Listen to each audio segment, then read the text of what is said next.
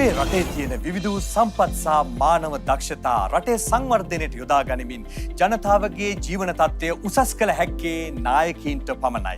අන්න එවන් අනාගත නායක පරපුරක් වාද කරන වාද සංග්‍රාමයේ අදත් ආරම්භ වූ මේ Sirasa debate with AAT Sri Lanka.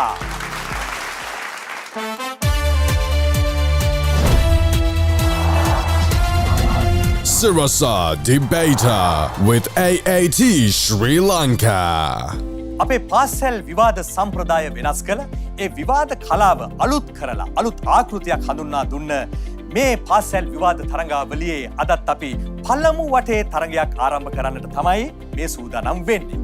ඉතින් මේ පළමු වටේ තරඟයකට අද දවසේදී පාසල් කණ්ඩායම 4ක් සහභාගී වෙනවා.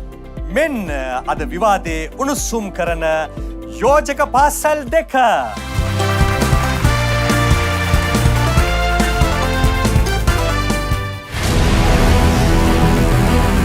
අපි රත්නපුර සීවලි මධ්‍ය විද්‍යාලයේ ජ්‍යෙෂ්ඨ සිංහල විවාද කණ්ඩායමයි. සිරස The Debater with AAT කිරුළ රුවන්පුරයට ගෙන යමින් අපේ දස්කම් ලොවට පෙන්වන්නට අපි සූදානම්. රත්නපුර සීවලි විද්‍යාලය ජනිරු දිසානායක ගයන්ත ලක්ෂාන් කෞශල්‍යා හටන්පොළ කවිෂ්කා දිසානායක සීවලි විදුහල්මෑනිගේ නාමය සුරකි මුසෑමදිනි ඇතිපාසැමදා ජීවය පුබුදා දෙදකිතු ගොස පතුරා මූලික තරඟවටයෙන් අවසන් පාසල් 64ට තේරිපත් වෙලා අද අපි සිරස The Debater with AAT තරඟාවලියට සහභාගී වෙනවා. ඉතින් අපිට අපේ රටට අපේ ආර්ථිකයට මොකද වුනේ කියලා කතා කරමු. එන්න. අපි කුරුණෑගල ශුද්ධ වූ පවුලේ බාලිකා විද්‍යාලයේ ජ්‍යෙෂ්ඨ සිංහල විවාද කණ්ඩායම. කුරුණෑගල ශුද්ධ වූ පවුලේ බාලිකා විද්‍යාලය විදර්ශනා ඉඳුරුව තිසන්සා බස්නායක ඉසුරි විහංගා අනීෂා ධර්මසේන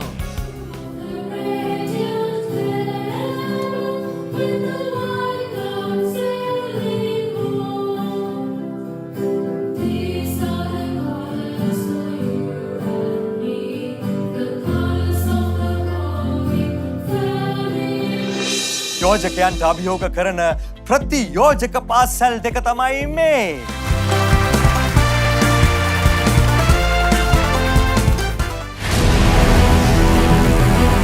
අපි ගම්පහ තක්ෂිලා විද්‍යාලයේ ජ්‍යෙෂ්ඨ සිංහල විවාද කණ්ඩායම අද දින සිරස ඩිබේට් with AAT තරඟයේ සඳහා සහභාගී වෙමින් අනිකුත් ප්‍රතිවාදී කණ්ඩායම් වලට තියුණු තරඟයක් ලබා දෙන්න අපේ කණ්ඩායම සූදානම්. ගම්පහ තක්ෂිලා විද්‍යාලය යෝෂිත පවන් පවන් සෙනුවර නවෝදි සංකල්පනා දේශක දිල්මිත්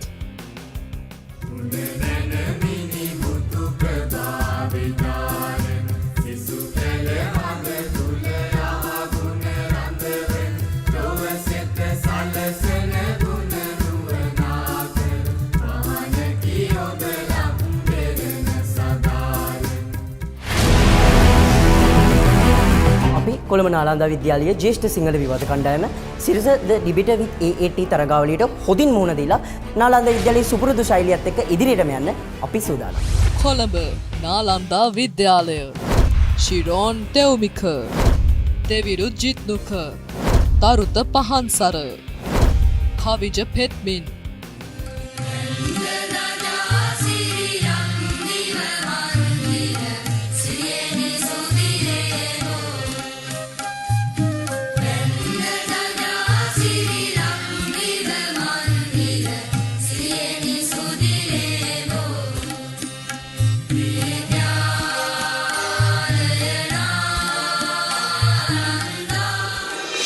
යෝජකයින්ගේ සහ ප්‍රතියෝජකයින්ගේ විවාදයට මැදි වෙන කණ්ඩායමක් ඉන්නවා. ඒ තමයි විවාදයේ තීරණය ලබා දෙන අපේ විනිසුරු මඩුල්ල.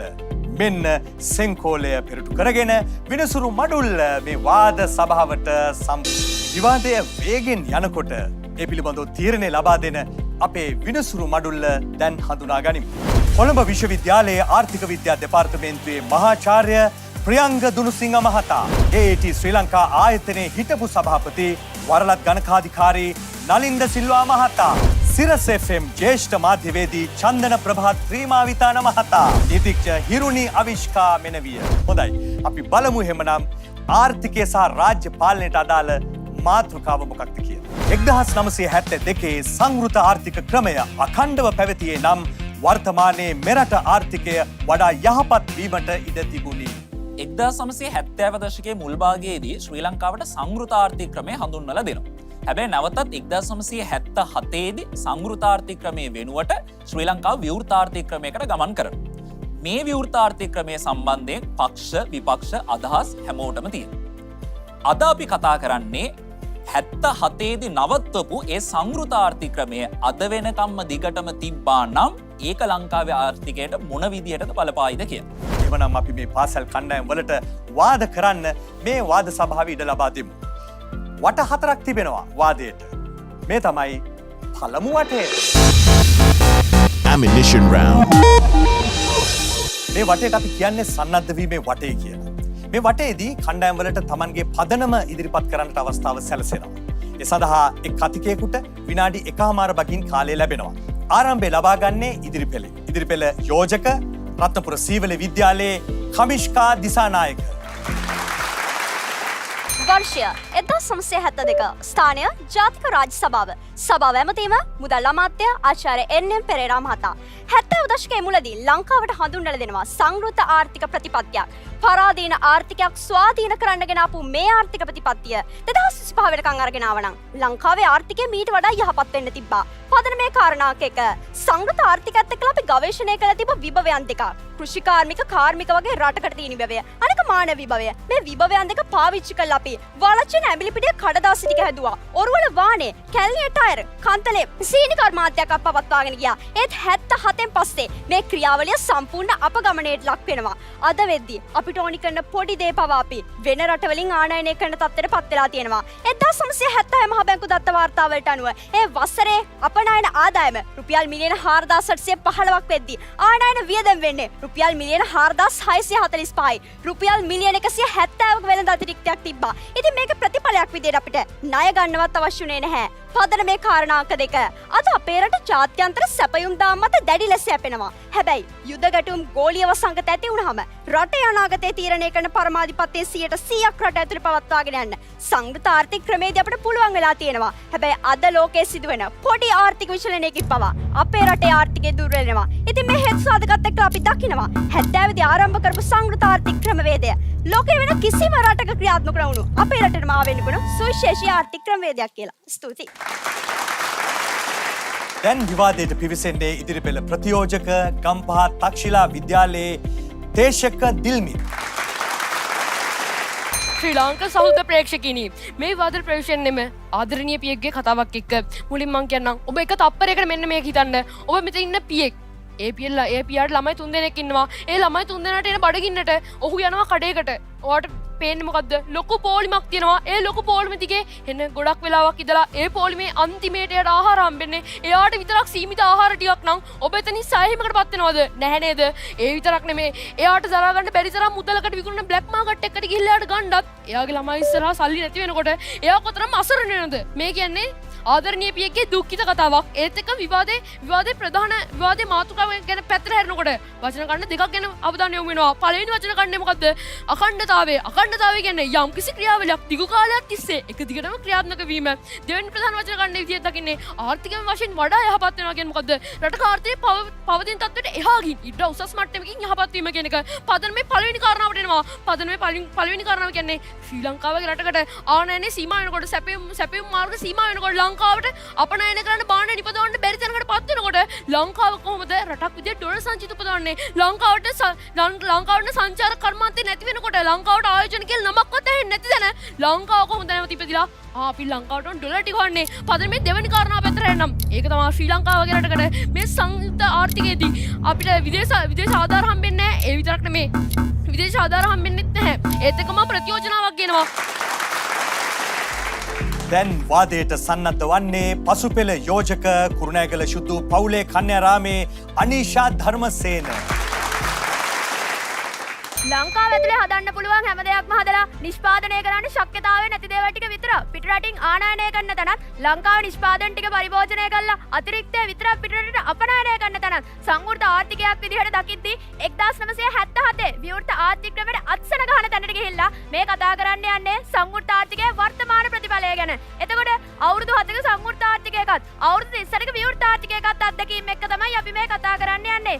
එතනින් එහාට ගිහිල්ලා ඇයි දැන් අපි මේ සංවෘත ආර්ථිකය ලංකාවට වඩා යහපත් කියන්නේ? කාරණාංක 1 ලංකාවේ තියෙන භෞමික පරිසරයත් එක්ක දේශීය නිෂ්පාදන ටික කරන් යන්න ලංකාවට ශක්්‍යතාවයක් තියෙනවා. දේශීය කර්මාන්ත ටික දියුණු වෙනවා කියන්නේම රටේ මිනිස්සුන්ට රැකියාව අවස්ථා ඇති වෙනවා. රැකියාව අවස්ථා ඇති වෙනවා කියන්නේම ජනතාවගේ අතේ මුදල් සංසරණය වෙනවා. ඒකත් එක්ක රටේ මිනිස්සුන්ගේ එක පුද්ගල ආදායම වැඩි වෙනවා. පැහැදිලි රටේ ආර්ථිකය ඉස්සරහට යනවා. කාරණාංක 2 විවෘත ආර්ථිකයක වගේ මිනිස්සුන්ගේ ජීවිතවලට අයහපත් බලපෑමක් සංසන්දනාත්මක සංවෘත ආර්ථිකය ආවම හින්දා අපි කියනවා සංවෘත ආර්ථිකය ලංකාවට හොඳයි කියලා. එතකොට සංවෘත ආර්ථිකය අඛණ්ඩව පවත්වාගෙන ආවත් රටේ ආර්ථිකය මීට වඩා යහපත් වෙන්නේ නැහැ කියලා ඔබතුමාලා පෙන්වන්න තැනදී ඔබතුමාලාම විකල්පයක් විදිහට විවෘත ආර්ථිකය දෙන තැනදීත් අපි පෙන්නනවා ඒ විවෘත ආර්ථිකයේ අරමුණු ටිකම සංවෘත ආර්ථිකයෙන් රුප්ත කරන්න පුළුවන් කියලා. එතකොට ඔබතුමාලම පෙන්නලා දෙන්න තවත් පිටරටින් අහිතකර බලපෑම් ටිකක් ආනයනය කරන තත්ත්වයට අපේ රට පත් කරන්න ඕනද කියලා. මාතෘකාව පැහැදිලි. දැන් පෙන්වන්න සංවෘත ආර්ථිකය වඩා යහපත් නොවෙන්නේ කොතනදද කියලා. බොහොම ස්තුතියි. මේ පසුපෙළ ප්‍රතියෝජක කොළඹ නාලන්ද විද්‍යාලයේ තෙවිරු ජිත්නු 70 දශකයේ මුලදී ලංකාවට හඳුන්වා දුන්නු සංවෘත ආර්ථික ක්‍රමය මේ දක්වා අකණ්ඩව තිබ්බනම් ලංකාවේ වර්තමාන ආර්ථිකය යහපත් වෙන්න තිබුණාද නැද්ද? සරල ප්‍රශ්නේ ඕකයි. ඒකත් එක්ක නාලන්ද විද්‍යාලයේ පළවෙනි තර්කය අපි දකින වාදන යුතුනේ. ලෝකයේ ගත්තයින් පස්සේ 80 90 දශකවලදී ලෝකයේ ගෝලීකරණය වෙන්න පටන් ගන්නවා. ඒ වීමත් එක්කලා අපි දැක්කා ලෝකයේ සුබසාධනවාදී ආර්ථිකයන් තිබුණු රාජ්‍යයන් තමන්ගේ උපයෝගිතා දෘෂ්ටි කෝණය නව ලිබරල්වාදී රාජ්‍යයන් බවට පත් කරගන්නවා. ඒ ඇයි ආදරණීය යුතුනේ? ඔවුන්ට අවශ්‍ය වෙනවා ආර්ථික වාසික ලබා ගන්න. ඔවුන්ට අවශ්‍ය වෙනවා ලෝක ප්‍රවණතා එක්ක ඉස්සරහට යන්න. හැබැයි ආදරණීය යුතුනේ ලෝකයේ එහෙම යද්දී ලංකාව ආදරණීය යුතුනේ 70 දශකයේ හඳුනා දීපු ආර්ථික ක්‍රමයත් එක්ක ඉස්සරහට යනවා නම් ඒක වෙන්නේ නැහැ. ඒක යහපත් වෙන්නේ නැහැ ආදරණීය යුතුනේ. ඒ පළවෙනි තර්කය. දෙවෙනි තර්කය අපි දකිනවා ලෝකයේ ඇතුළත මේ මොහොතේදී හුදකලා වෙලා ඉන්න ගෝලීකරණය නොවිච්ච රාජ්‍ය මොකක්ද ආදරණීය යුතුනේ? උතුරු කොරියාවට එහෙම කරන්න ශක්‍යතාවයක් තියෙනවා. දේශපාලන ශක්‍යතාවයක් තියෙනවා. හැබැයි ලංකාවට එහෙම දේශපාලන ශක්‍යතාවයක් නැහැ. ඒ නිසා යහපත් වෙන්නේ නැහැ. සහ තුන්වෙනි තර්කය විදිහට නාලන්ද විද්‍යාලය ගේන්නේ ආදරණීය යුතුනේ ලංකාව ගැන ජනගහනය අතින් ගත්තන් පස්සේ ඉතාමත්ම පුංචි රටක්. එතකොට ලංකාවේ ඇතුළත ඉන්න මිනිසුන්ට විතරක් ලංකාව ඇතුළත භාණ්ඩ නිෂ්පාදනය කළා අපිට සාපේක්ෂ ආර්ථික වාසි ලබා ගන්න බෑ. එහෙම ලබා ගන්න බැරි වෙන තැනදී අපි දකින ආදරණීය යුතුනේ ආර්ථිකය යහපත් වෙන්නේ නැහැ කියලා. ඒ විදිහට නාලන්ද විද්‍යාලයේ කරුණු එක්ක අපි විවාද ඇතුළත ඔප්පු කරලා පෙන්නන්න සූදානම් ආදරණීය යුතුනේ. තර්ක තුනක් එක්ක කොහොමද යහපත් ආර්ථිකයක් මේ කියන සංවෘත ආර්ථිකයත් එක්කලා ලංකාව නිර්මාණය කරගන්න බැරි වෙන්නේ කියලා අරත් ආදරණීය යුතුනේ. මේ න්‍යායානුකූලව සංවෘත ආර්ථිකය හොඳ වෙන්න පුළුවන්. හොඳයි. අපි එමනම් මීළඟ වටේට යමු. හැබැයි මෙන්න මේ විරාමයෙන් පසු. Sirasa Debater with AAT Sri Lanka. හරි දැක්මක් සහ නිවැරදි දැනුමක් සමග වාද කරන අනාගත පරපුරක ඒ වාද සංග්‍රාමයටයි ඔබ නැවතත් මේ ලබාගත්ත කෙටි විරාමයෙන් පසුව එකතු වන්නේ. ඇත්තටම මාතෘකාව ආර්ථිකය හා සම්බන්ධ නිසා විශේෂයෙන්ම රටේ ශක්තිමත් ආර්ථිකයක් තිබුණොත් මේ අනාගත පරම්පරාවේ සිහින සැබෑ කරන්නට අවස්ථාව සැලසෙනවා. ඒ බව ඔවුන් හොඳින් දැනගෙන තමයි මේ ආර්ථිකය පිළිබඳ මාතෘකාවේ ඔවුන් වාද කරන්නේ. අපි ඔවුන්ට ඉඩ ලබා දෙමු. මේ තමයි ඔවුන්ගේ දෙවන වටය. Battlefield round. මේ වටේට කියන්නේ සටන් බිමේ වටේ කියන. ඇත්තටම හොඳ සටනක් වාද සටනක් මේ වටේදී ඔබට නරඹන්නට පුළුවන්. හොඳයි. ඉතින් මේ අනුව ඔන්න දෙවන වටේදී සටන් බිමට මුලින්ම එනවා ඉදිරිපෙළ යෝජක රත්නපුර සීවලී මධ්‍ය විද්‍යාලයේ ගයන්ත ලක්ෂාන්. ආදරණීය ගරු එතුනේ ඒක තමයි පදනමේ පළවෙනි කාරණාව විදිහට අපි ඉදිරිපත් කරේ. මේ 70 දශකයේ ලංකාවට හඳුන්වලා දුන්න සංවෘත ආර්ථික ප්‍රතිපත්තිය ගත්තට පස්සේ ඔය සංවෘත ආර්ථික ප්‍රතිපත්තිය ලෝකෙ වෙන කොහෙවත් ක්‍රියාත්මක නොවුණු ලංකාවට විතරක් අනන්‍ය වෙච්ච කාරණාවක් කියලා. එතකොට අර නාලන්ද විද්‍යාලය ගෙනාව උතුරු කොරියාව මේකට අදාළ වෙන්නේ නැහැ. හේතුව 70 දශකයේ ලංකාවට හඳුන්වා දෙන සංවෘත ආර්ථික ප්‍රතිපත්තිය ලංකාවේ ආර්ථික සමාජීය දේශපාලන දේහයට ගැලපෙන විදිහට තමයි හඳුන්වලා දුන්නේ. එතකොට ලෝකෙ කිසිම රටක ඔයගේ සංවෘත ආර්ථික ක්‍රමවේදයක් ක්‍රියාත්මක වෙන්නේ නැහැ. මෙතුමන්ලට තිබ්බ ප්‍රශ්නේ පස්සේ තමයි අර ලොකු පොලිමක් තිබ්බනේ ආදරණීය කරුවේතුනේ සංගෘත ආර්ථික ප්‍රතිපත්තිය කියද්දී ඒ ප්‍රතිපත්තිය හඳුන්වලා දෙද්දී ඒ ප්‍රතිපත්තිය ඇතුලේ තිබ්බේ නැහැ මිනිස්සුන්ට සලාක ක්‍රමවේදයක් යටතේ ආහාර ටික දෙන්න ඕනි කියලා. එහෙම දෙයක් තියෙන්නේ ඒ කාලේ රජය ඒ ප්‍රශ්න ටික විසඳන්න ගත්තු ක්‍රියාමාර්ගයක් විතරයි. මෙතුමන්ලා මෙච්චර වෙලා කරේ ඒක අපේට තියලා සංගෘත ආර්ථික ක්‍රමේ හොඳ නෑ කියන එක විතරයි. එතනින් එහාට ගිහිල්ලා අපි දකිනවා අද වෙනකොට ලංකාවේ වැඩිම විදේශ විනිමය ප්‍රමාණයක් පිටතට වැය කරන ආහාර ද්‍රව්‍ය තමයි සීනි කියලා කියන්නේ. වාර්ෂිකව ලංකාවේ පාරිභෝජනය කරනවා මෙට්‍රික් ටොන් ලක්ෂ 6ක්. ඕකෙන් 90%ක්. ඒ කියන්නේ මහ බැංකු දත්ත වාර්තාවලට අනුව ඩොලර් මිලියන 300ක් ආනයන මත සිද්ධ කරන්නේ. හැබැයි අපි දකිනවා ලංකාවේ කන්තලේ හිඟුරාන ආරම්භ කරපු සීනි කර්මාන්ත ශාලා ටිකක් අඬව තිබ්බනම් අපේ රටේ අර කියන ඩොලර් ටිකක් ඉතුරු කරගෙන ලංකාවේ උගවියගේ ආර්ථිකය නගා සිටවන්න පුළුවන් වෙනවා. ඔබතුමන්ට අවස්ථාව. ආර්ථික වශයෙන් දියුණු කරනවා කියනම ලෝක තුල තියෙන තාක්ෂණික ප්‍රවණතාවයන් අපි ඒ රට ඇතුළට ගේන්න ඕනේ. එතකොට සංගෘත ආර්ථිකය යටතේ රට වටේ බිත්තියක් ගවම පස්සේ එහෙම තාක්ෂණික ප්‍රවණතාවයන් ලංකාවට එන්නේ නැහැ. එතකොට මට ඔබතුමා පැහැදිලිව කියන්නේ එහෙම තාක්ෂණික ප්‍රවණතාව නැතුව ලංකාව වගේ රටකට සංවර්ධනය වෙන්න පුළුවන්ද? ආදරණීය ගරුවේතුනේ මේ සංගෘත ආර්ථික ප්‍රතිපත්තිය කියලා කියන්නේ ආනයන අපනයන සීමා කිරීම විතරයි. ලෝකෙත් එක්ක සම්බන්ධ වෙන අපිට අවශ්‍ය කාරණාවලදී හැරත් ලංකාව ඇතුලේ තාක්ෂණය භාවිතා කළා. 70 77 කාලෙදී උපාලි පියට් කාර් හැදුවා, රේඩියෝ හැදුවා. ඒ ලංකාවේ තාක්ෂණය භාවිතා කරපු අවස්ථාවන්. එතනින් එහාට ගිහිල්ලා අපි දකිනවා ලංකාව ඇතුලේ අද ඇඟලුම් ශාස්ත්‍ර ගත්තට පස්සේ අර මෙතුමන්ලට තිබ්බ ප්‍රශ්නේ රටේ අමුද්‍රව්‍ය නෑනි, අපිට අපනයන භාණ්ඩ හදන්න විදිහක් නෑනි. ඉතින් ඇත්ත තමයි ඔතනම තමයි ප්‍රශ්නේ ඇති වෙන්නේ. අපි භාණ්ඩ අපනයනය කරන්න ගත්තට පස්සේ අමුද්‍රව්‍ය වලට යන ආනයන වියදම වැඩි හින්දා අපිට අපනයන ආදායම හරියට ලැබෙන්නේ නැහැ.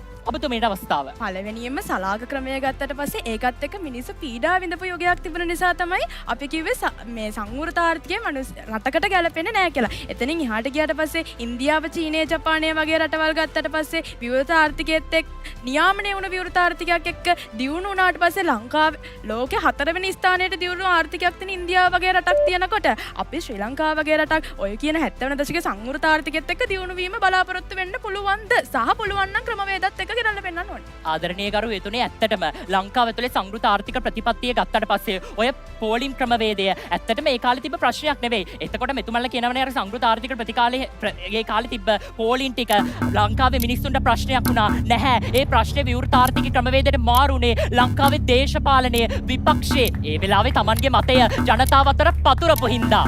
බොහොමත්ම ස්තුතියි.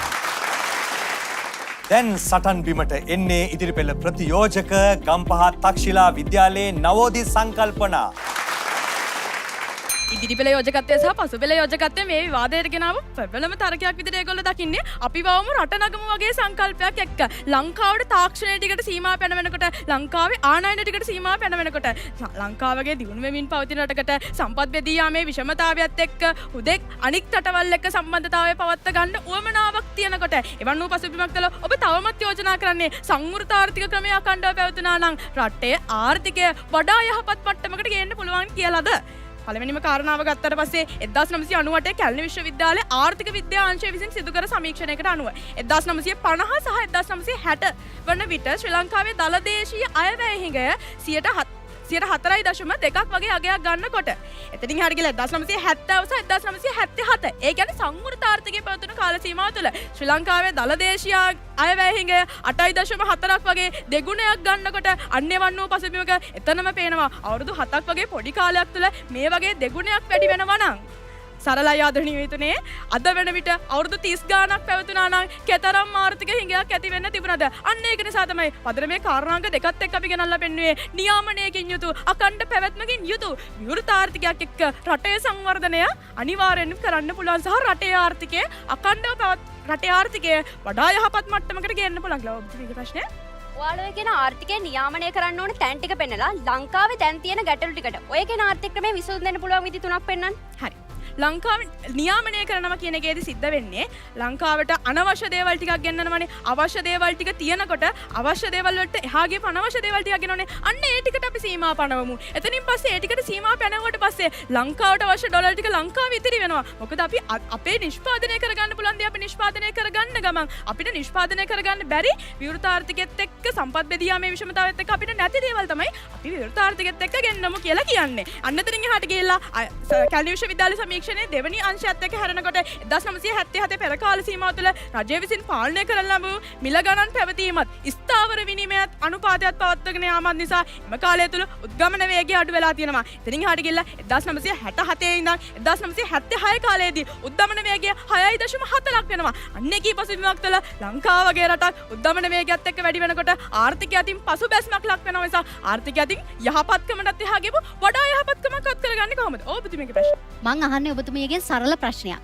ජාත්‍යන්තර වෙළඳාම සම්බන්ධයෙන් තියෙන පාලනකාරී නීති රීති ටික අහෝසි කරලා ලංකාවේ ආවනයන අපනයන ශේෂ්ත්‍රයට තියෙන වාරණ ටික ඉවත් කිරීම ඔබතුමිය පිළිගන්නවද නැද්ද? ඔව්ද නැද්ද? සරල උත්තරයක් දෙන්න. වාරණ ටික පිළිගන්නේ කොහොමද ආදරණීය යෝධනේ? සංවෘත ආර්ථිකයක් විදියට අපිට කරන්න අපිම වාරණය වෙලා අපි ඇතුළෙම කොටුවක් හදාගෙන අපි ඒකින් නම් සංවර්ධනය වෙමු කියන යෝගයක අපි තව රටවල් වල තියෙන සීමා ටිකත් ගත්තොත් අපිට සංවර්ධනය තියා ජීවත් වීමත් ගැටලුවක් වෙන පසුබිමක ඉඳලා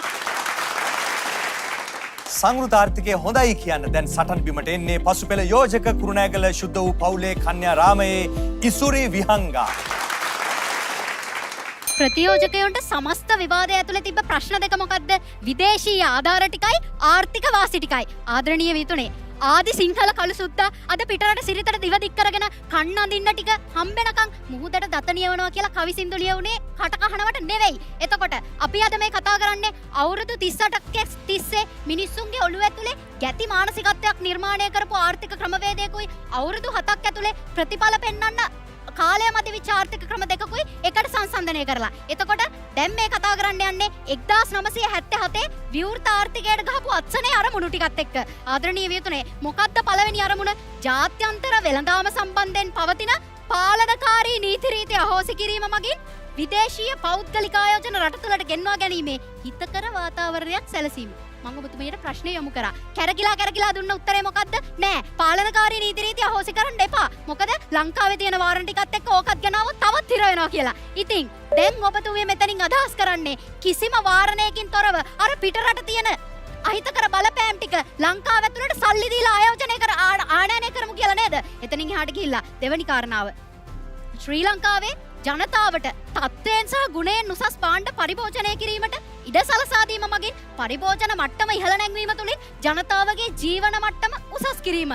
ආදරණීය වියතුනේ ඒ කියන කාරණාව නම් අපරාධ කියන්න බෑ. ලංකාව ඇතුලේ තෘප්ත කරලා තියෙනවා. ලංකාවේ මිනිස්සුන්ගේ යාචක තත්ත්වය අවශ්‍ය මට්ටමටත් එහා ගිහිල්ලා තෘප්ත කරලා තියෙනවා. ඔය වගේ තත්ත්වයක ඉඳලා අපි අද කතා කරන්නේ. එතකොට දැන් මේ කාරණාව ඇතුලේ කියන්නේ අර පිටරට ඉඳලා එවන ඩයි කරපු පරිප්පු ටික හොඳයි. මේ තමන් ඉන්න මහ පොළවේ හැදෙන කවුපි ටික විසයි වගේ කතාවක්. ඔව්.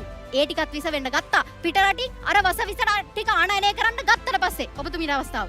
එතකොට ඔය කියන විදිහට දැන් තියෙන කවුපි ටික වසයි කියන්න අපිට කණ්ඩ කවුපි ටික හරි තියෙනවා. හැබැයි ඔය සංවෘත ආර්ථික ක්‍රමය තුළ කණ්ඩ කවුපි ටික තියා මිනිස්සු බඩගින්නේ හාමතේ මැරෙනකොට අන්නේ කාල සීමාව තුළ ඔබතුමිය ගෙනල්ලා පෙන්නන්න මට කොහොමද රටක් සංවර්ධනය වෙන්නේ කියලා. ඔබතුමිය අහපු ප්‍රශ්නේ මට පැහැදිලි. දැන් ඒ පළවෙනි කාරණාව තමයි ඔබතුමිය හොයලා බැලුවත් දන්නේ ඒ කාලේ ඒ භාණ්ඩ හිගේ ඇති උනේ ඇයි කියලා.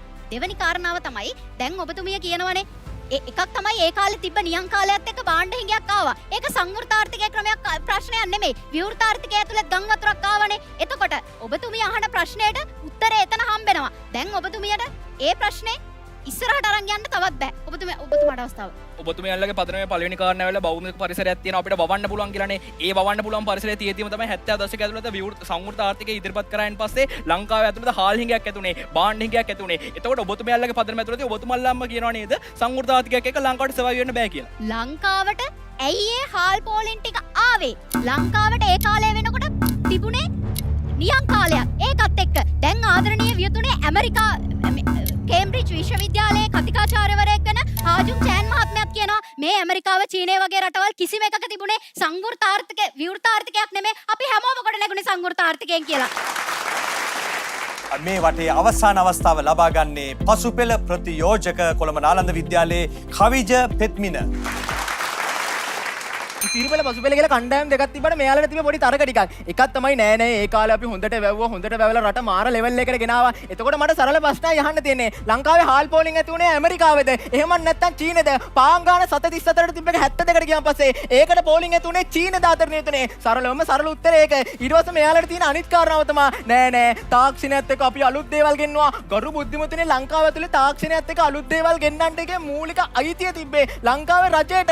එතන ඇති වෙන්න වෙළඳේකාධිකාරියා කොහොමද රටේ මිනිස්සුන්ට ඕන දේවල් කරන්න බෑ. සරලව මෙයාලගේ තර්ක ටික ඉවරයි. ඊට පස්සේ මගේ කරුණු කාරණාත් එක්ක කතා කරද්දී මගේ පළවෙනි කාරණාව අපි බලමු මෙයාලගේ සංවෘත ආර්ථිකය ඇත්තටම මාර දේවල් කරලා තියෙනවද කියලා. 1970 ඉඳලා ලංකාවේ රැකියා වියුක්තිය ගැන කතා කරද්දී සහෘද ශ්‍රී ලාංකික ප්‍රේක්ෂකිනි 12%ක තිබ්බ රැකියා වියුක්තිය 77 වෙදි නැවතෙන 26ක් දක්වා වැඩි වෙලා එතනින් එහාට ගිහිල්ලා ලංකාවේ දරිද්‍රතාවය ගැන කතා කරද්දී 25%ක තිබ්බ දරිද්‍රතාවය 77 වෙදි නැවතෙන 35%කට ගිහිල්ලා දෙන්නේ නේ. ඒ විතරක් නෙවෙයි ලංකාවේ කර්මාන්ත සංවර්ධනය කියන එක 3.4කින් අඩාල වෙනවා. ඔන්න මෙයාලගේ සංවෘත ආර්ථිකේ රටට කරපු දේවල් සහෘද ශ්‍රී ලාංකික ප්‍රේක්ෂකයනි ඔබ දන්නවා ඔබට හාල් පෝලිං වල දුක් විඳින්න සිද්ධුනේ කොහොමද කියලා. ඔබේ දරුවා බඩගිනි කියලා කෑ ගහද්දී 734ට තිබ්බ පාන් ගෙඩිය 772කට යද්දී ඔබේ හදවතට දැනුණු වේදනාව ඔබ දන්නවා. ඔබට ඒවා මතක් වෙන්න ඕනේ. ඒවා උනේ ලංකාවේ සංවෘත ආර්ථිකයේ තිබ්බ හිඳ කරු බුද්ධිමතුනේ අවස්ථාව.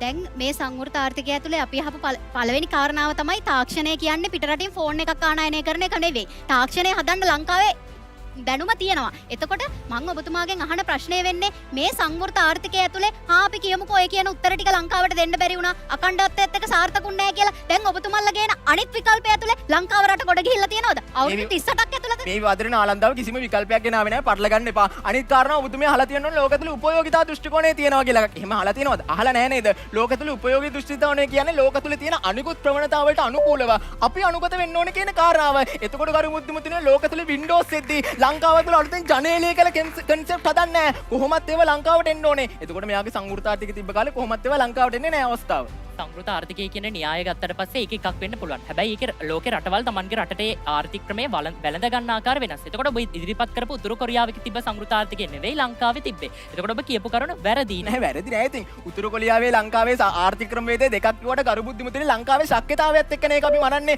කොහොමද ලංකාවේ ශක්්‍යතාවයේ තියෙන අඩාල මට්ටමක. උතුරු කොරියාව මේ වාදයට අදාළ නෑ තමයි. හැබැයි කරු බුද්ධිමතුනේ ප්‍රශ්නේ තියෙන්නේ උතුරු කොරියාවේ රාජ්‍ය ඒකාධිකාරය කියන එකයි ලංකාවේ රාජ්‍ය ඒකාධිකාරය කියන එකයි දෙකම බලපෑවේ එකම විදිහට. ඒක තමයි ඔයාලට දෙන්න තියෙන සරල උත්තරය. ඊට පස්සේ මගේ ඊළඟ කාරණාවත් එක්ක කතා කරද්දී අපි බලමු ලංකාවේ තාක්ෂණයේ තිබෙ මොන වගේ ලෙවල් එකකද කියලා. ගරු බුද්ධිමතුනේ ලංකාව තුළේ AI කියන එක රොබෝටික් කියන එක මේ වෙලාවේ ලංකාව මිනිසුන්ට තියෙන පුදුම දෙයක් විදිහට. ඔබ හිතන්නේ 1970 අපි රට වහලා රට වටේ බිත්තියක් ගැහුවා කියලා. ගරු බුද්ධිමතුනේ අකණ්ඩව තිබ්බ කියලා. ඔබ හිතනවද මේ වෙදි ලංකාව එහෙම ලෙවල් එකකටයි කියලා? වාදයේ උණුසුම් මීළඟ වටේට දෙමු මේ කෙටි විරාමයට පසුව. Sirasa Debater with AAT Sri Lanka.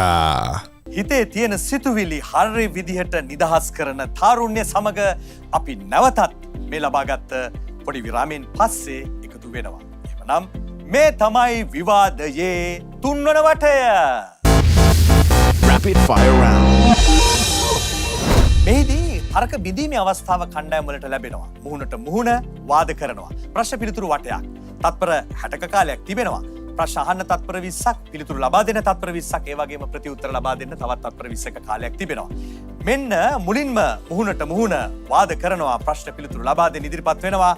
ඉදිරිපෙළ යෝජක Ratnapura Seevali විද්‍යාලයේ ජනිරු දිසානායක සමග ඉදිරිපෙළ ප්‍රතියෝජක ගම්පහ තක්ෂිලා විද්‍යාලයේ පවන් සෙනුවර. ඔබතුමන්ලා දන්නේ නැති වුණාට අදටත් ලංකාවේ තියෙන්නේ අඛණ්ඩ නියාමනය කරපු විවෘත ආර්ථිකයක්. ඒකට ලංකාවේ ආර්ථිකය දියුණුයිද? අපි බලමු ඇත්තටම එහෙමද කියලා. නෑ ගරුවිය තුනේ අදටත් ඒ කියන්නේ 2025 දී ලංකාවේ බහුතරයක් මිනිස්සු. ඒ කියන්නේ පවුල් බිලියන 4.3ක් ලංකාවේ රජයේ ණය ඉල්ලනවා, සහනාධාර ඉල්ලනවා. තමන්ට ජීවත් වෙන්න විදිහක් නෑ කියලා. එතකොට ඔබතුමන්ලා පදනේ මේ කියව කතාව සම්පූර්ණයෙන්ම වැරදි නේද? ණය කියන්නේ මෙහෙමයි. සරලවම කියනවා වගේ ණයක් ඔබලා කියන්නේ විවෘත ආර්ථිකය දුන්න අපි ණයකාරු වුණා කියලානේ. ආනයන ටික එන්න අපි මොකද මේ ණයකාරු වෙනවා රටකට. සරලවම මෙන්න මෙහෙම පිළිතුරු දෙන්න. ඒකට තමයි සරලවම කියනවා දේශීකරණ ඔයාලා සංවෘත ආර්ථිකය ගෙනම දේශීකරණ මාතෘකාව දියුණු කරන්න ඕනේ. ඉතින් එහාට ගිහිල්ලා අර අපි ඔයාලා දේශීකරණ මාතෘකාව දියුණු කරලා අර කියනවා වගේ දේශීය ව්‍යවසායක දියුණු කරන්න ඕනේ. ගරුවේතුනේ මෙතුමන්ලා හරියට ලංකාවේ දේශපාලඥය වගේ අහන දෙයට නෙවෙයි උත්තර දෙන්නේ. ඇහුවේ ආර්ථික විද්‍යාත්මක කාරණාවක්. උත්තර දීලා පෙන්නවා සරල ආර්ථික විද්‍යාත්මක දැනුමත් ගම්පහ තක්ෂිලා විද්‍යාලේ නෑ කියලා. ගරුවේතුනේ ඔබතුමා දැන් ඔය කොලේ ලියපු ක්විස් කැප් කොලේ ඉඳන් සහෘද ශ්‍රී ලාංකීය ප්‍රේක්ෂකිනි ඔබ මේ විවාදේ බලන ඔබේ රූපවාහිනිය නිකන් අපිට ලංකාවේ හදන්න ශක්්‍යතාවය තිබා. ඒකයි අපි කිව්වේ සංවෘතාර්ථය තමයි ලංකාවට ගැලපෙන්නේ කියලා. සරලම කියන නම් කරුවිතුනේ මෙන්න මේක ප්‍රශ්නේ. විදේශ විනිමය කියන එක රට අවශ්‍යයිනේ. විදේශ විනිමය රට අත්‍යවශ්‍යයි. එතකොට රටේ විදේශ විනිමය කියන මේ ගේන ශේෂ්ත්‍ර ගණනාවක් තියෙනවා. ওই ශේෂ්ත්‍ර අතරේ පුරුක් තියෙනවා. ඒක සංචාරක කර්මාන්තය ඊට පස්සේ එතනින් ගිහලා ඇගලුම් කර්මාන්තය එතනුත් එහාට ගියොත් අපි කියනවා වගේ වැවිලි කර්මාන්තය වගේ හොඳ නිදසු. වසංගතයක් අවත් උපද්‍රවයක් අවත් මේ සියලු දේ බැඳිලා පවතින ඔය කියන ඒවත් එක්කනේ. ඒතකොට ඔයා කියන විදිහට සංවෘත ආර්ථිකයේ තුල ඕවට බැටක් බැඳෙනවද නැද්ද? ගරුවේතුනේ දැන් මෙතුමා අහන් හිටියේ නැතුණාට සහෘද ශ්‍රී ලාංකීය ප්‍රේක්ෂකයන් අහගෙන හිටියා අපි කිව්ව කතාව.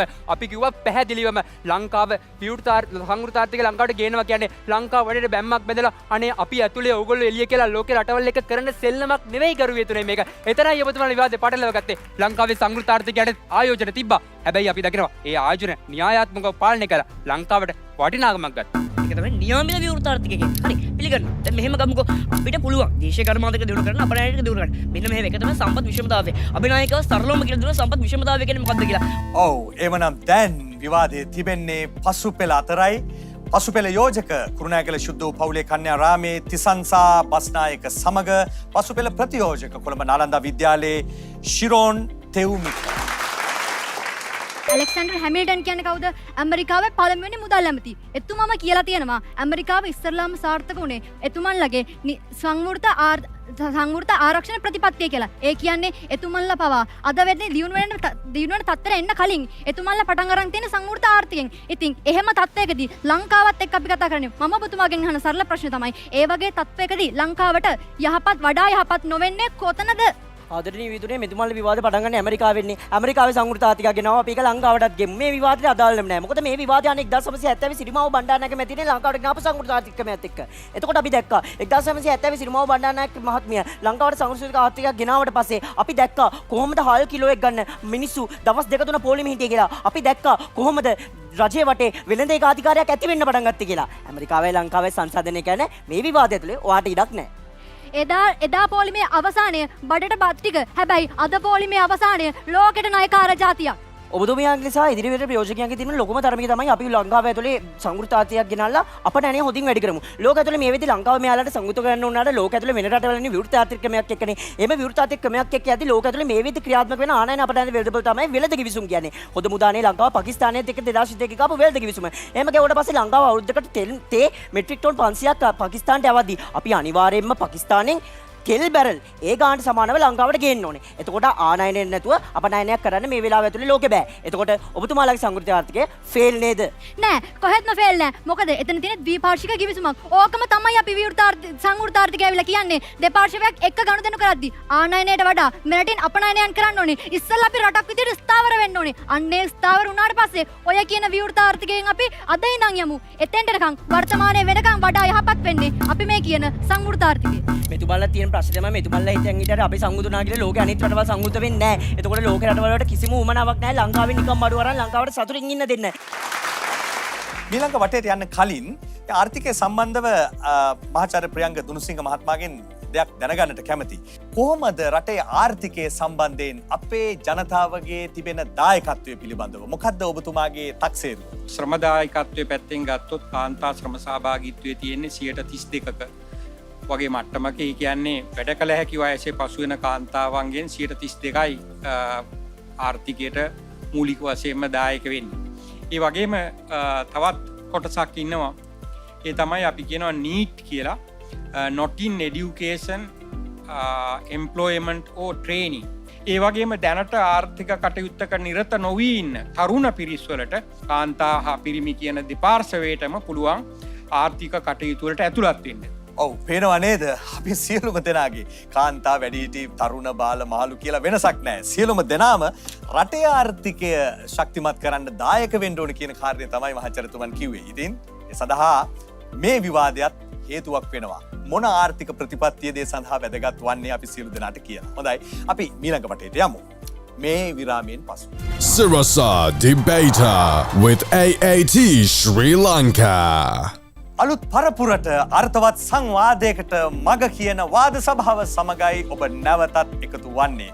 ඇත්තටම රටක ආර්ථිකය සඳහා මොන ප්‍රතිපත්තියද වඩා වැදගත් වන්නේ? වාදය නිම කරන්නටයි දැන් අවස්ථාව සලසා දෙන්නේ. මේ තමයි වාදයේ අවසාන වටය. Last stand round.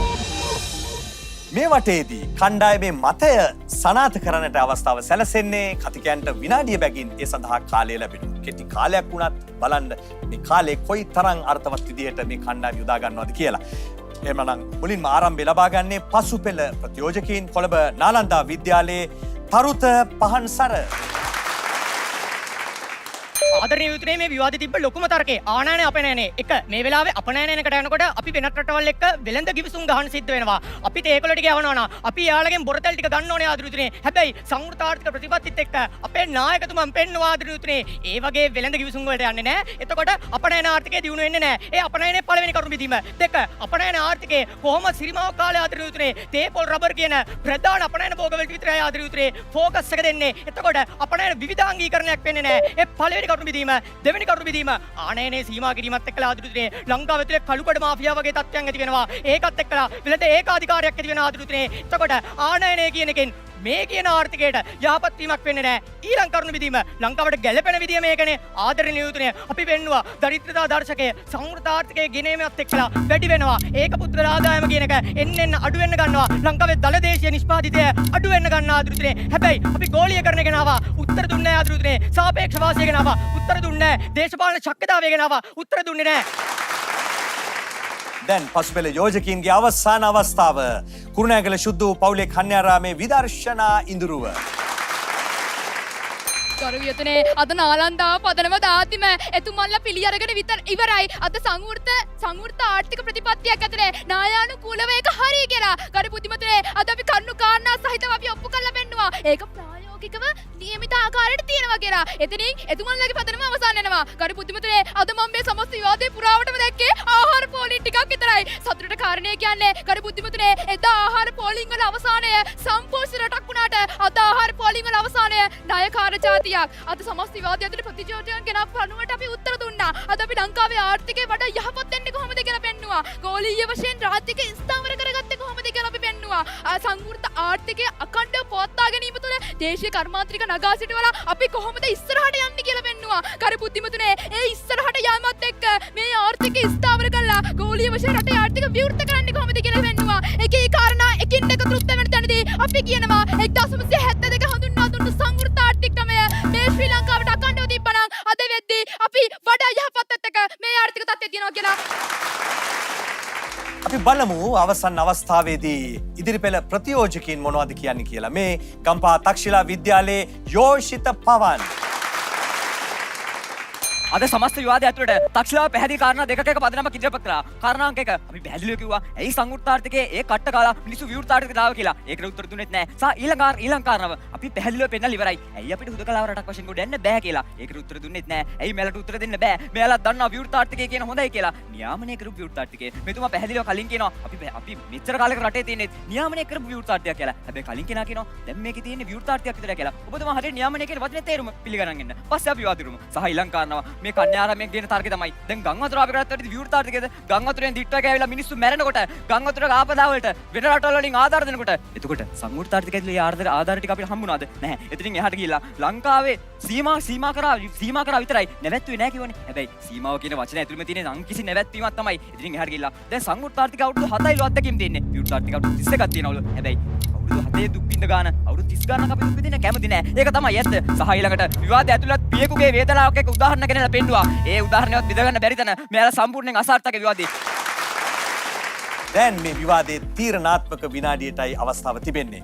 ඉදිරිපෙළ යෝජක Ratnapura Seevali මධ්‍ය විද්‍යාලයේ කෞශල්‍යා හටන්පොලයි මේ අවස්ථාව ලබන්නේ. අපි බෞද්ධ රට නගමු කියලා කිව්වේ අපි නෙවෙයි ඔබතුමාලගේ නායිකාව. ඒ කියන්නේ ඇයත් පිළිගන්නවා සංවෘත ආර්ථිකය තමයි ලංකාවට ගැලපෙන්නේ කියලා. රැකියාව වියුක්තිකයෝ ගැන කතා කරානේ. හරියට නිර්වචන කියවලා වනම් නාලන්ද විද්‍යාලයේ ඔබතුමාලත් අයිති වෙන්නේ රැකියාව වියුක්තිකයෝ කියන ගණයටම තමයි. ඒක තමයි පැහැදිලිව සීවලී මධ්‍ය විද්‍යාලයේ අපි සඳහන් කරන්නේ. පදනමේ කරුණු කාරණා අනුව අපි සංවෘත ආර්ථිකය අරගෙන එන්නේ ඇයි? අපිට ඕනි ලංකාවේ කාර්මික කෘෂිකාර්මික මානව විභවයන් හඳුනා ගන්න, කර්මාන්ත නිර්මාණය කරන්න, ලංකාවේ සල්ලි ටික ලංකාව ඇතුලේ ඉතුරු කරන්න, ලංකාවේ මිනිස්සුන්ට හොඳ ජීවිතයක් දෙන්න. අර ඔබතුමන්ලා කියනවනේ මේ තියෙන ආර්ථිකයත් එක්ක ලංකාව මාර විදිහට දියුණු වෙලා තියෙනවා කියලා. එහෙම දියුණු වෙලා තියෙනවා නම් දෙවුන්තර දුඩුවයි පේදුරු දුඩුවයි අතර ජීවත් වෙන ඕනි මිනිස්සෙකින් අහලා බලන්න තියෙන ආර්ථිකයත් එක්ක උන් තෘප්තිමත්ද කියලා. ඒ උත්තරේ ඇහුවා නම් අද ඔබතුමන්ලට ඔහොම කතා කරන්න බෑ මේ වේදිකාවේ. ඒකයි අපි කියන්නේ 70 දශකයේ අරගෙන ආපු සංවෘත ආර්ථික ක්‍රමය අකණ්ඩව දිගටම අරගෙන ආව නම් ලංකාව දියුණු වෙනවයි කියන කාරණාව අද මේ මුළු ලංකාවම පිළිගන්නවා, යෝජක අපිත් පිළිගන්නවා, මේ සභාවත් පිළිගන්නවා කියලා. බොහොම ස්තුතියි. අවසානයේටත් කියන්න තියෙන සංවෘත ආර්ථිකය තමයි ලංකාවට හොඳම ආර්ථිකය. ස්තුතියි. පාසල් කණ්ඩායම් 4 යෝජක ප්‍රතියෝජකයන් ලෙස හොඳට වාද කළා, කරුණු ඉදිරිපත් කළා, තර්ක කළා, තත්ත්ව ඉදිරිපත් කළා. දැන් තියෙන්නේ විනිසුරු මඩුල්ලේ අවස්ථාව. අපි තීරණය ලබා දෙන්න විනිසුරු මඩුල්ලට දැන් ඉඩ ලබා දෙමු.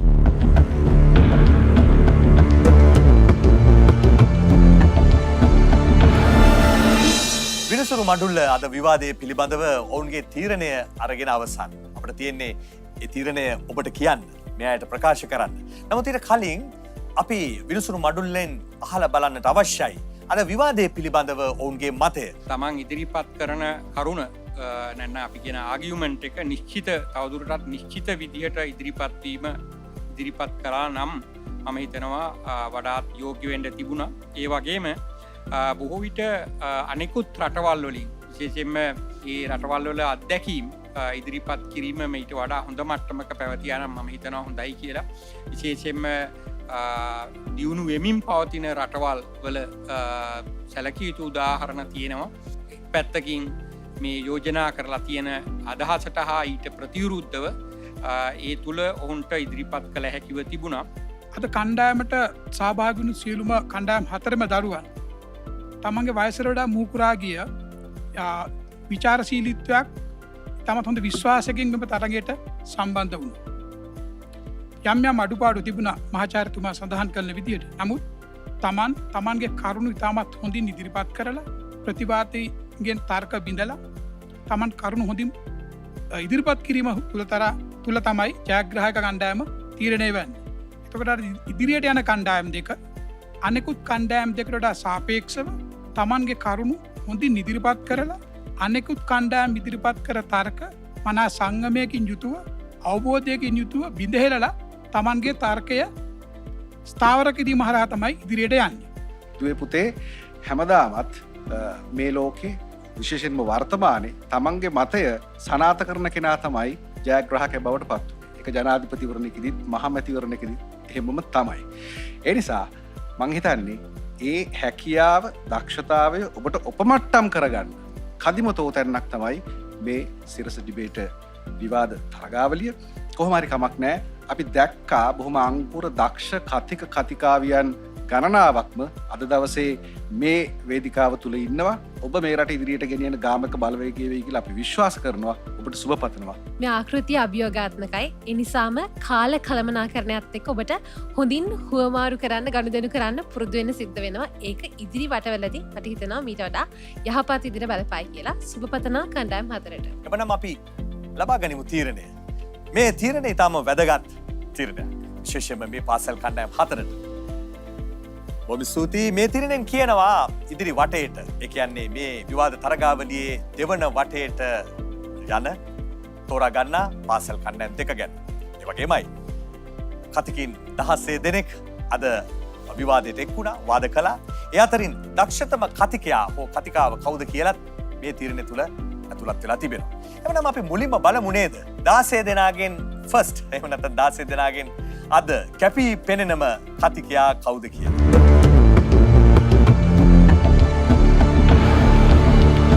කොළඹ නාලන්ද විද්‍යාලයේ කවිජ පෙත්මින්.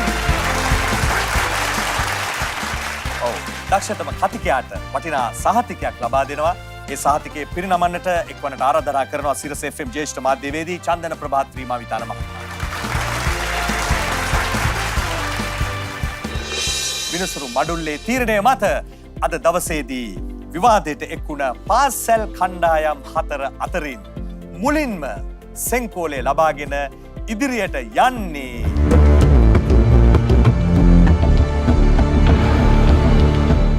කොළඹ නාලන්ද විද්‍යාලය. කොළඹ නාලන්දා විද්‍යාලයට සුබ පැතුම් සමගින් සෙන්කෝලය පිරිනමමින් ඔවුන්ට එම්බ්ලම් පලදවන්නට ආරාධනා කරනවා. කොළඹ විශ්වවිද්‍යාලයේ ආර්ථික විද්‍යා දෙපාර්තමේන්තුවේ මහාචාර්ය ප්‍රියංග දුම්සිංහ මහත්මයාටත් AAT ශ්‍රී ලංකා ආයතනයේ හිටපු සභාපති වරලත් ගණකාධිකාරී නලින්ද සිල්වා මහත්මයාට.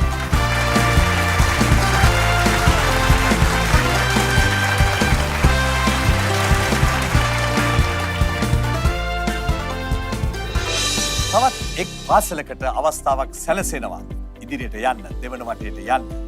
ඒ අවස්ථාව හිමි කරගන්නේ රත්නපුර සීවලී මධ්‍ය විද්‍යාලය. ඔවුන්ට සුබ පැතුම් සමගින් පල්ලිය පිරිනැමීමට ආරාධනා කරනවා. AAT ශ්‍රී ලංකා ආයතනයේ හිටපු සභාපති වරලත් ගණකාධිකාරී නලින්ද සිල්වා මහත්මයාටත් සිරස FM ජ්‍යෙෂ්ඨ මාධ්‍යවේදී චන්දන ප්‍රභාත් ප්‍රීමා විතාන මහත්මයා.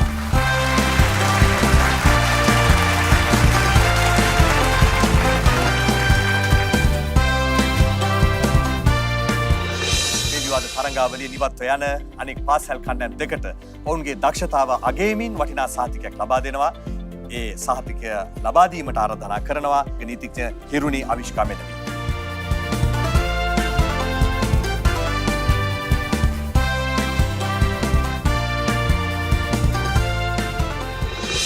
නිවැරදි විදිහට විවාද කිරීමෙන් ඕනෑම අයෙකුට පුළුවන් විවිධ මතවාද සහ අභියෝගවලට සාර්ථකව මුහුණ දීලා තමන්ගේ කණ්ඩායමේ අපේක්ෂා ජයග්‍රහණය කරවන්න. අන්න ඒ බලාපොරොත්තුව පෙරදැරි කරගෙන විවාදයට එක්වෙන තවත් පාසල් කණ්ඩායම් 4ක් සමගින් අපි ලබන සෙනසුරාදා හවස 6ට පුරුදු විදිහට මුණ ගැහෙමු. මේ Sirasa debate with AAT Sri Lanka.